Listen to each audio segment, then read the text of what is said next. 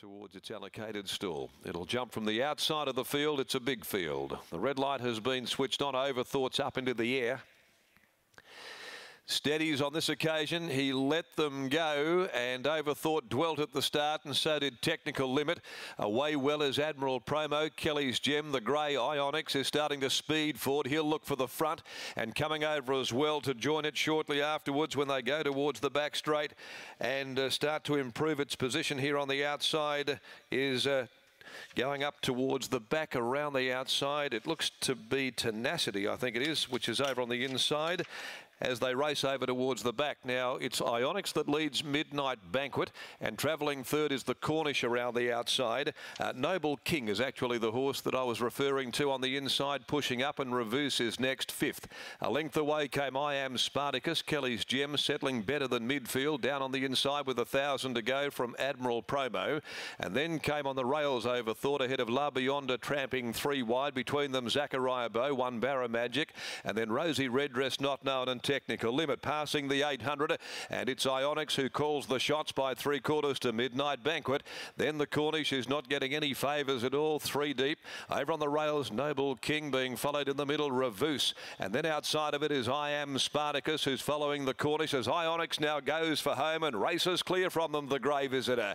And Ionics in full flight, 400 to go, has really broken open the field. Shot four clear from Midnight Banquet, the Cornish, Reverse, I Am Spartacus. Noble King's down on the rails, but into the straight. It's got right out to the middle of the track. Ionics clear from Reverse, who's making a real contest of it now, down on the inside, and Barra Magic's charging home, and likewise in the middle as well. La Beyonda, Zachariah Bow, they're queuing up. Barra Magic reaches the lead though, and Barra Magic will win the last. Barra Magic scored from La Beyonda, Zachariah Bow. Rosie Reddress snatching fourth from Ionics, who's finished right underneath the Steward's Tower. I Am Spartacus was behind those with Admiral Promo, and then came Overthought, Reverse, Weakened, then Technical Limit, Noble King next in, Midnight Banquet, Kelly's Gem, the Cornish endured a torrid run, and Not Known had whipped them all in. Barra Magic with a big finishing run for Clint Johnston Porter, Ionics opening them up, and then right out to the middle of the course it went, and they were charging through in all directions, and it was Barra Magic that has finished the best of them all.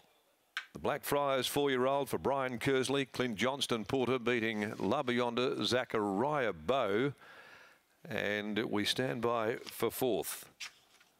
Barra Magic capturing its second victory in 12, racing second up, and coming off a solid return to Kelly's Callisto when it was forced to tramp wide.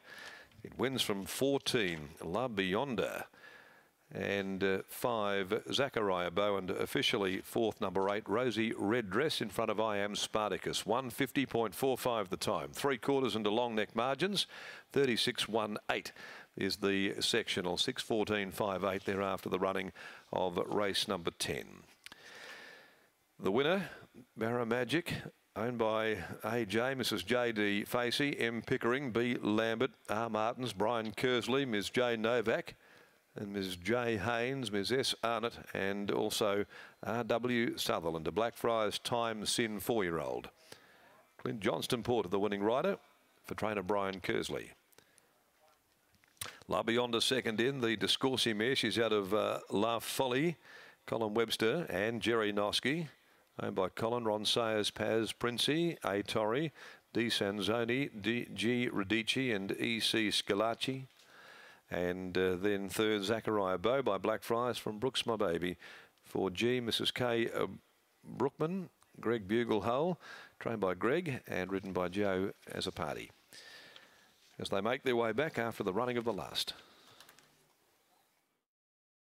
An elated Brian Kersley with me, trainer of Barra Magic. Brian, you were watching in pretty close proximity to us, and I heard you when Ionics just slipped a little bit of rain and got ahead. You went, oh no. What were you thinking at that stage? I thought he just had a bit too much of a head start on us. My bloke's still very green and immature, and he's learning. But he did the job. He hit the line really well. He certainly did. You mentioned that he's immature and still learning, but how have you viewed his development? Because he's come a long, long way. He has. Every prep he's had, he's developed physically, and now his brain's starting to catch up with his body a bit, so he's copping a lot of work, and you know, he's put it on the map today. First up, you went in without a trial. Was there a reason for that? No. Are you confident that today, second up, 1,800 metres, that he was fit enough, forward enough to be able to get the job done? Yeah, I was. I've been hanging out for 1,800 metres for about 12 months with him, and it's just hasn't fallen into place for him. So yeah, this was a race sort of penciled in a month or two back. Are you looking forward to beyond 1,800 metres as well? Or do you think 1,800 is his trip? No, I think as he learns, he'll get a lot further. I think there's a race called the Perth Cup floating around somewhere. It's in some people's minds at this point. Absolutely, big aspirations, and he did everything right today. Well done to you. Thank you. Brian Kersley, trainer of Barra Magic, as Clint Johnson-Porter brings the galloper back in.